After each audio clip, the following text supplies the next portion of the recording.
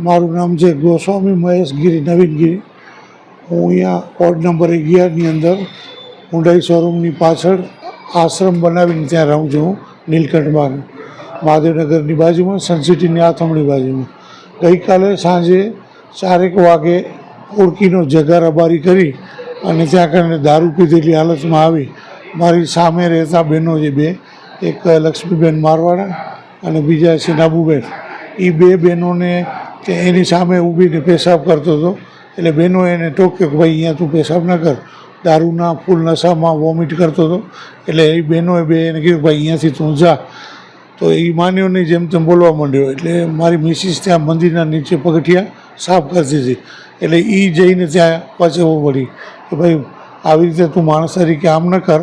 તો મારી મિસિસને લાકડી મારી લીધી અને જેમ તેમ ગાળો દેવા માંડ્યો.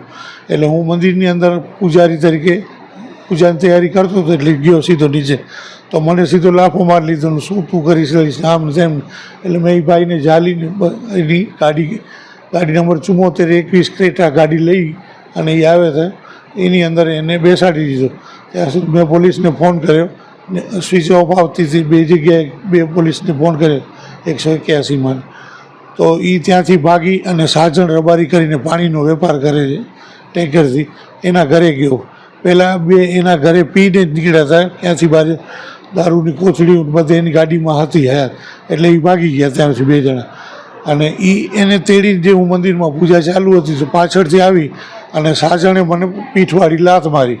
એટલે હું શિવલિંગ અને ઉપર પડ્યો અને ઊભો થઈને હજી મારી રીતે સ્વસ્થ થાઉં ત્યાં આ જગો રબારી કરીને સીધા મને 20 થી 25 લાફા મારી લીધા. એટલે હું દરવાજો બંધ કરવા જતો, દરવાજાને લાતુંથી ધક્કા મારીને અંદર બે ઘૂસી આવ્યા અને ઢસડીને મને બહાર લઈ ગયા. અને બહાર આ જગો મને મારવા માંડ્યો, ઓણે મને પકડી લીધો હાથ સાજણે. હવે શિવલિંગને એને બધાને નુકસાન કર્યા, નાગને ફેંકી દીધો, ત્રિશુલ આડું કરી નાખ્યું. અને ત્યાં બાજુમાં કોકરા દાદાનું મંદિર છે, ત્યાં અગરબત્તીઓ પડી હતી, એને ત્યાં લાતોથી દરવાજો તોડી નાખ્યો. આટલું બધું કર્યું એટલે પછી આખા ફળિયાના 70 થી 80 લેડીઝો જેન્ટ્સ બધા ભેગા થઈ ગયા અને અમે પાછા પોલીસમાં ફરિયાદ નોંધાવવા માટે રાત્રે એ બહેનોને ત્યાં ગયા. એટલે મારી વિનંતી છે કે જો મંદિરમાં આમ આવી પૂજારીને જેમ તેમ મારતા હોય તો અમારી સલામતી શું? એટલે મેં ભગવાનની પૂજા કરતે કોઈ મારો કોઈ ગુનો નહીં, વાંક નહીં. એક દારૂડિયો હોય એટલે એ કાંઈ સમજે એમ જ ન હોય, જેમ એ સમજાવવા ગયા તેમ એ મારા રૂબડી ગયો.